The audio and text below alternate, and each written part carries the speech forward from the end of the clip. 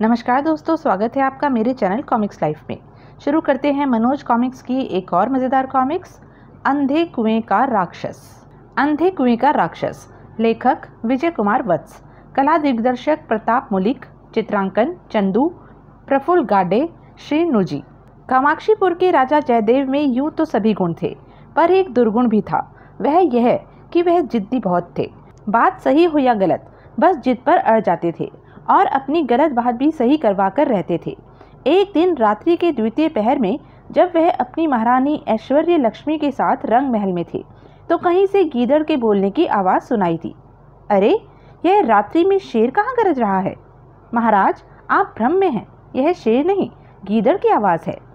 महारानी ऐश्वर्य लक्ष्मी की बात सुन राजा चिहुक कर बोले, महारानी, तुम्हारा अभिप्राय यह है कि हम शेर और गीदड़ की आवाज़ में अंतर नहीं समझते? नहीं महाराज, मैं ऐसी जरूरत कैसे कर सकती हूँ? नहीं महारानी, हमारी बात काटकर तुमने ठीक नहीं किया। अब इस बात का फैसला होकर ही रहेगा कि आवाज़ गीदड़ की थी या शेर की। अगर तुम्हारी बात सही निकली तो मैं कामाक्षीपुर से 25 वर्ष के लिए बाहर चला जाऊंगा, और अगर मेरी बात सही निकली तो तुम्हें 25 वर्ष के लिए कामाक्षीपुर से बाहर अज्ञातवास में रहना पड़ेगा। महाराज, यह आप क्या कह रहे हैं? तुम जानती ही हो महारानी, हम एक बार जिस बात को मन में ठान लेते हैं फिर उसे पूरी करके ही रहते हैं। ओह, यह तो अच्छा नहीं हुआ। महाराज की बात सही निकल ही नहीं सकती, क्योंकि वास्तव में गीदड़ ही बोला था। अब क्या होगा? दोनों ही अवस्थाओं में हार मेरी ही होगी। तभी राजा जयदेव महारानी की सोचों को भंग करते हुए बोले, अब सवाल यह उठता है कि रात्रि के इस पहर में किससे पूछा जाए कि शेर बोला था या गीदड़। इस समय तो सब नींद में सोए हुए होंगे। महाराज, अब आप विश्राम कीजिए, सुबह उठकर प्रधान पहरेदार को बुलाकर पूछ लेंगे। रानी ऐश्वर्य लक्ष्मी की बात सुनकर राजा जयदेव तो सो गए, पर ऐश्वर्य लक्ष्मी की आंखों से नींद उड़ गई थी। वह सारी रात सोचती रही। महाराज शर्त जरूर हारेंगे। शर्त हारने के बाद 25 वर्ष के लिए उन्हें कामाक्षीपुर से बाहर अज्ञातवास पर जाना होगा। अगर राजा अज्ञातवास पर चले गए तो 25 वर्ष तक राजकार्य कौन संभालेगा? मैं मुंह अंधेरे में ही उठकर प्रधान पहरेदार शेर सिंह के पास जाऊंगी और उसे यह समझा दूंगी कि जब महाराज जयदेव उससे यह पूछे कि रात गीदड़ बोला था या शेर, तो वह महाराज से कहे कि रात शेर बोला था। प्रजा और राज्य की खुशी की खातिर मुझे अपनी खुशी का त्याग करना ही होगा। और भोर होने से पहले ही ऐश्वर्य लक्ष्मी प्रधान पहरेदार शेर सिंह से मिलने चल दी। शेर सिंह महारानी ऐश्वर्य लक्ष्मी को अपने सम्मुख देखकर बौखलाकर बोला, महारानी जी, आप यहाँ और इस समय? शेर सिंह, हमने अर्धरात्रि के बाद गीदड़ के बोलने का स्वर सुना था, जबकि महाराज जिद कर रहे हैं कि वह स्वर शेर का था। तुम ही बताओ, रात कौन बोला था? प्रधान पहरेदार ने एक पल सोचा, फिर बोला, महारानी जी, रात शेर तो नहीं, हाँ गीदड़ जरूर बोला था। लेकिन महाराज के सामने तुम यही कहोगे कि रात शेर बोला था। हम इस कार्य के लिए तुम्हें पुरस्कार देंगे, पर ध्यान रहे महाराज को इस बात का पता न चले। प्रातः होने पर राजा जयदेव ने प्रधान पहरेदार शेर सिंह को अपने कक्ष में बुलवाकर पूछा, शेर सिंह, हम तुमसे यह पूछना चाहते हैं कि रात शेर बोला था या गीदड़? सोच समझ कर जवाब दो। महाराज, निसंदेह रात शेर ही बोला था। शेर सिंह का उत्तर सुन महाराज महारानी से मुखातिब होकर बोले, सुन लिया महारानी, तुम हार गई। अब तुम 25 वर्ष के लिए अज्ञातवास पर जाने के लिए तैयार हो जाओ। जो आज्ञा महाराज, कल प्रातः मैं कामाक्षीपुर से चली जाऊंगी। कहते कहते महारानी का गला रुंधाया और आंखें बरस पड़ी। लेकिन राजा जयदेव को महारानी के आंसुओं पर तरस नहीं आया। जो हमसे बहस करता है उसका यही अंजाम होता है। इतना कहकर महाराज कक्ष से चले गए। महाराज के जाने के बाद शेर सिंह, लो, यह तुम्हारा पुरस्कार है। बस इतना ध्यान रखना कि महाराज को इस बात का पता कभी नहीं चलना चाहिए कि हमने तुमसे झूठ बुलवाया था। जो आज्ञा महारानी जी। शेर सिंह मोहरों की थैली लेकर चला गया। दूसरे दिन प्रातः, महाराज, मुझे आशीर्वाद दीजिए, मैं 25 वर्ष के लिए कामाक्षीपुर से जा रही हूँ। महारानी, तुम जा रही हो? तुम्हें विदा करके हमें दुख हो रहा है। और यह क्या महारानी, तुमने अधिकांश आभूषण क्यों उतार दिए और कपड़े भी सादे पहन लिए हैं? हमने ऐसा तो नहीं कहा था। महाराज, मैं 25 वर्ष के लिए यह सारा सुख ऐश्वर्य यहीं छोड़े जा रही हूँ। यदि भगवान ने चाहा और मेरी किस्मत में हुआ तो 25 वर्ष पश्चात पुनः आभूषण व राशि वस्त्र आप ही के हाथों से ग्रहण करूंगी। इतना कह महारानी कक्ष से बाहर की ओर चल दी। ठहरो महारानी, हम कोचवान से कहकर रथ तैयार करवाते हैं, वह तुम्हें जहां तुम कहोगी छोड़ देगा। नहीं महाराज, मैं पैदल ही चली जाऊंगी। और महारानी ऐश्वर्य लक्ष्मी राजमहल से निकल पैदल ही एक और चल दी। अरे महारानी ऐश्वर्य लक्ष्मी, पता नहीं महारानी कहाँ जा रही हैं। महारानी ने अपनी यह क्या दशा बना रखी है। महारानी ऐश्वर्य लक्ष्मी कई दिन तक अनवरत पैदल चलती रही। चलते चलते वह कैलाश वन में स्थित महर्षि सदानंद के आश्रम में जा पहुंची। गुरुदेव, मेरा प्रणाम स्वीकार कीजिए। सौभाग्यवती रहो देवी। तुम कौन हो और यहाँ कैलाश वन में क्या कर रही हो? सूरज से तो तुम कुलीन घराने की लगती हो। तब महारानी ऐश्वर्य लक्ष्मी ने सारी बात बता दी। सारी बात सुन महर्षि कठोर स्वर में बोले, जिद्दी जयदेव ने तुम्हें महल से निकालकर अच्छा नहीं किया। गुरुदेव, महाराज जयदेव जैसे भी है मेरे पति हैं, उनकी खुशी में ही मेरी खुशी है। तब महर्षि सदानंद ऐश्वर्य लक्ष्मी से बोले, बेटी, तुम्हारे विचार सुनकर मुझे बड़ी प्रसन्नता हुई। तुम मेरे आश्रम में रहकर समय व्यतीत करो, यह मेरा अहोभाग्य है गुरुदेव। और इस प्रकार महारानी ऐश्वर्य लक्ष्मी महर्षि सदानंद के आश्रम में ही रहने लगी। महारानी प्रातःकाल उठकर दूर सरोवर से पानी लाती, आश्रम की सफाई करती और उसके उपरांत स्नान करके पूजा अर्चना करती। उनकी कठोर साधना से प्रसन्न होकर एक दिन महर्षि ने कहा, एक महारानी होकर तुम सारा दिन काम में लगी रहती हो बेटी। तुमने तो आश्रम की काया ही बदल दी। हम तुम्हारी मेहनत से प्रसन्न हैं। मांगो, जो चाहे मांग लो। गुरुदेव, मैं गर्भवती हूँ। मैं चाहती हूँ कि मेरी कोख से ऐसा तेजस्वी पुत्र उत्पन्न हो जो अपने पिता का नाम रोशन करे। तुम्हारी मनोकामना अवश्य पूरी होगी बेटी। हम तुम्हें आशीर्वाद देते हैं। और कुछ ही माह बाद एक सुंदर पुत्र को जन्म देने के बाद, गुरुदेव, यह सब आपके आशीर्वाद का परिणाम है। लीजिए, बालक को लीजिए। लाओ बेटी। नवजात शिशु को गोद में लेते ही महर्षि बोले, बेटी, तुम्हारा यह पुत्र बहुत बलवान व निडर बनेगा और राजा जयदेव के नाम को रोशन करेगा। इसके मस्तक की रेखाएं बड़ी ही अच्छी हैं। गुरुदेव, आज अगर राजा जयदेव को पता चलता कि वह पिता बन गए हैं तो वो कितने प्रसन्न होते। महारानी ऐश्वर्य लक्ष्मी को उदास देख, बेटी, जब महर्षि वाल्मीकि के आश्रम में सीता माता की कोख से लव कुश ने जन्म लिया था तो मर्यादा पुरुषोत्तम राम को भी तो पता नहीं था कि वह पिता बन गए हैं। दिल छोटा न कर, सब ठीक हो जाएगा। हम इसका नाम जलकरण रखेंगे। और महर्षि सदानंद ने शिशु का नाम जलकरण रख दिया। जलकरण जब 1 वर्ष का हुआ तो एक सेठ महर्षि सदानंद के आश्रम में आया। गुरुदेव प्रणाम, मैं कंचनपुर का सेठ उदयवीर हूँ। जीते रहो, कहो कैसे आना हुआ। गुरुदेव, मैं व्यापार के सिलसिले में विशालपुर गया था। वहाँ से वापस आते हुए रास्ते में आपका आश्रम दिखाई दिया तो आपके दर्शन करने चला आया। आपने ठीक ही किया। आज आप यहीं आश्रम में विश्राम करें। अब कल प्रातः ही अपने घर के लिए रवाना होना। वृद्ध महर्षि सदानंद की बात सुनकर सेठ उदयवीर सिंह सहर्ष आश्रम में रहने को तैयार हो गया।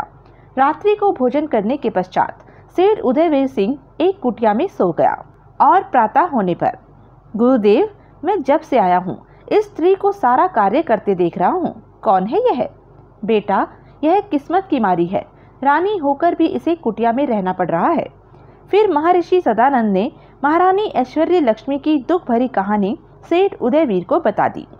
रानी ऐश्वर्य लक्ष्मी की असलियत जानने के बाद, गुरुदेव, अगर आप बुरा न माने तो एक बात कहूँ। कहो बेटा। गुरुदेव, मेरे केवल 2 पुत्र हैं, पुत्री कोई नहीं है। अगर आप आज्ञा दें तो मैं ऐश्वर्य लक्ष्मी को अपनी पुत्री बनाकर साथ ले जाऊं। मेरे बेटों को बहन की कमी बहुत अखरती है। तुम्हारा विचार उत्तम है बेटा। यहाँ जंगल में ऐश्वर्य लक्ष्मी को पूरी सुख सुविधा नहीं मिल पाती। वह नाजों में पली हुई है। तुम खुशी से ऐश्वर्य लक्ष्मी को ले जा सकते हो। बेटी, सेठ उदयवीर सिंह तुम्हें अपनी बेटी बनाकर अपने साथ ले जाना चाहते हैं। जाओ, जलकरण को लेकर इनके साथ चली जाओ। जैसी आपकी आज्ञा गुरुदेव। और महारानी ऐश्वर्य लक्ष्मी नन्हे जलकरण को लेकर सेठ उदयवीर के साथ चल दी।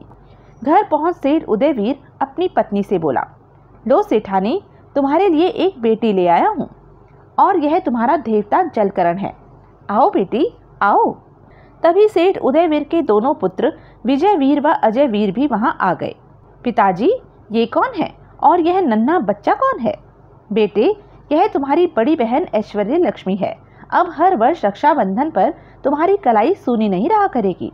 ऐश्वर्य लक्ष्मी तुम्हें राखी बांधा करेगी। और यह नन्हा तुम्हारा भांजा है। माँ की बात सुन विजयवीर व अजयवीर की खुशी का ठिकाना न रहा। आहा, हम मामा बन गए। अगले दिन, माँ, आज से घर का सारा कामकाज मैं किया करूँगी।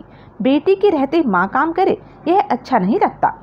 नहीं बेटी, तेरे पिता ने मुझे सब कुछ बता दिया है। तू महलों की रानी है, तुझसे मैं कैसे काम करवा सकती हूँ? लेकिन ऐश्वर्य लक्ष्मी की जिद के सामने सेठानी की एक न चली और उसे रसोई से उठना पड़ा।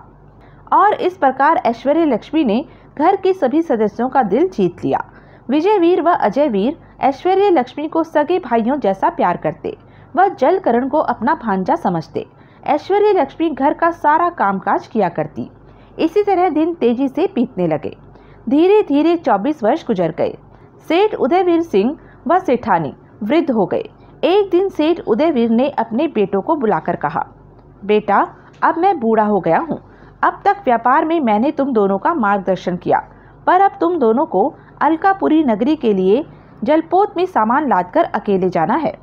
पिताजी, अगर आप आज्ञा दें तो हम जलकरण को भी अपने साथ यात्रा पर ले जाएं। जलकरण साथ रहेगा तो हमारा मन भी लगा रहेगा। ठीक है, जलकरण को भी अपने साथ ले जाओ, वह भी तुम लोगों के साथ घूम आएगा।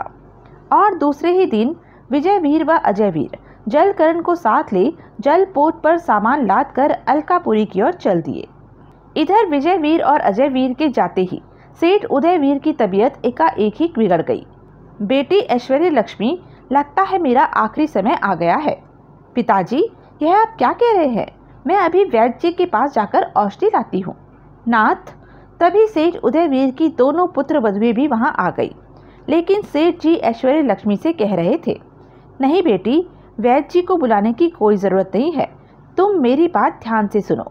1 वर्ष पश्चात तुम कामाक्षीपुर राजा जयदेव के पास चली जाओगी। तुम्हारा 25 वर्ष का अज्ञातवास पूरा हो जाएगा। कामाक्षीपुर जाकर तुम अपने दोनों भाइयों अजयवीर व विजयवीर को नहीं भूलोगी। मुझसे इस बात का वादा करो। पिताजी, मैं वायदा करती हूँ कि मैं अपने दोनों भाइयों को कभी नहीं भूलूंगी। ऐश्वर्य लक्ष्मी के वचन देते ही उदयवीर सिंह ने एक हिचकी ली और उसके प्राण पखेरु उड़ गए। यह देखकर वृद्ध सेठानी ने लंबी चीख मारी और सेठ उदयवीर के शव पर गिर पड़ी। ऐश्वर्य लक्ष्मी सेठानी को उठाने के लिए आगे बढ़ी, लेकिन अरे, माँ का तो शरीर ठंडा हो रहा है। लगता है पिताजी की मृत्यु का सदमा माँ झेल नहीं पाई और यह भी पिताजी के साथ साथ स्वर्गवासी हो गई। हाय, यह क्या हो गया? घर पर तो पिताजी के दोनों बेटों में से कोई नहीं है और बदकिस्मती से उनका कोई पोता भी नहीं है। उफ, अब दाह संस्कार कौन करेगा? तब ऐश्वर्य लक्ष्मी रोते रोते बोली, पिताजी और माँ जी का दाह संस्कार मैं करूँगी। मुझे कभी भी उन्होंने बेटों से कम नहीं समझा। आप करेंगी? और फिर ऐश्वर्य लक्ष्मी ने सेठ उदयवीर व उनकी पत्नी का दाह संस्कार किया। उधर अजयवीर व विजयवीर अपना सामान बेचकर कंचनपुर की ओर लौट रहे थे। मामा जी, हमें सामान बेचने पर मुनाफा तो अच्छा हुआ है। आप दोनों पहली बार व्यापार के सिलसिले में विदेश आए हैं। नाना जी इतना मुनाफा देखकर बहुत खुश होंगे। जलकरण, तुम्हारे ही भाग्य से हमें व्यापार में इतना मुनाफा हुआ है। हाँ विजयवीर, तुम ठीक कह रहे हो। तभी जलकरण बोला, मुझे बहुत प्यास लग रही है मामा जी। ओह, हमारे पोत पर तो पानी का भंडार खत्म हो चुका है। तभी वो देखो, सामने एक छोटा सा टापू नजर आ रहा है। हो सकता है वहाँ पानी मिल जाए। फिर जैसे ही जलपोत टापू के निकट पहुँचा, जलकरण, तुम यह बर्तन लेकर टापू में चले जाओ। जहाँ कहीं भी पानी मिले पी लेना और इस बर्तन में लेते आना। आप चिंता न करिए मामा जी, मैं बस यह गया और वह आया। और फिर जलकरण कलश ले जल की खोज में टापू की ओर चल पड़ा। जल्द ही वह टापू में पहुंच नजरों से ओझल हो गया। जलकरण टापू में अभी थोड़ी ही दूर गया था कि अरे, उस कुएं की मुंडेर पर वह कौन लड़की खड़ी हुई है? अगर वह कुएं में गिर गई तो? अगले ही पल, ओ लड़की, कौन हो तुम और कुएं की मुंडेर पर क्यों खड़ी हो? गिर जाओगी। जलकरण चिल्लाता हुआ कुएं की ओर दौड़ पड़ा। जबकि जलकरण की आवाज़ सुनकर लड़की ने चौंक कर जलकरण की ओर देखा और फिर कुएं में छलांग लगा दी। जलकरण यह सब देखकर हक्का बक्का रह गया। अरे, लड़की तो स्वयं ही कुएं में कूद गई, यह क्या चक्कर है। फिर जैसे ही वह कुएं के निकट पहुंचा, अरे, कुएं की मुंडेर पर रतन जड़ित जूती, शायद उसी लड़की की है। जलकरण ने कुएं में झांक कर देखा, पर उसे पानी के सिवाय वहां कुछ दिखाई न दिया। कहीं यह कोई मायावी लड़की तो नहीं थी। जरूर यह कुआं भी कोई मायावी कुआं है। थोड़ी देर बाद उसकी विचार तंद्रा भंग हुई तो ओह, विजयवीर व अजयवीर मामा जी मेरी प्रतीक्षा कर रहे होंगे, मुझे वापस चलना चाहिए। और जलकरण पानी पिए बिना ही रतन जड़ित जूती साथ लेकर वापस लौट पड़ा। जलकरण के जलपोत पर पहुंचने पर, अरे, यह क्या, कलश खाली। जलकरण बेटे, तुम पानी तो पी आए। नहीं मामा जी, एक पानी का कुआं टापू में मिला तो था, पर मैं वहां से बिना पानी पिए ही लौट आया। क्यों? तब अजयवीर और विजयवीर को मायावी लड़की के बारे में बताता हुआ जलकरण बोला। और मामा जी, उस लड़की के दाएं पैर की रतन जड़ित जूती कुएं की मुंडेर पर पड़ी रह गई। मैं उस जूती को उठाकर अपने साथ ले आया। रतन जड़ित जूती, जरा दिखाना तो यह थी अब तक की कहानी। आगे की कहानी जानने के लिए बने रहें मेरे साथ। और हाँ, मेरे चैनल को लाइक, शेयर और सब्सक्राइब करना ना भूलें। धन्यवाद।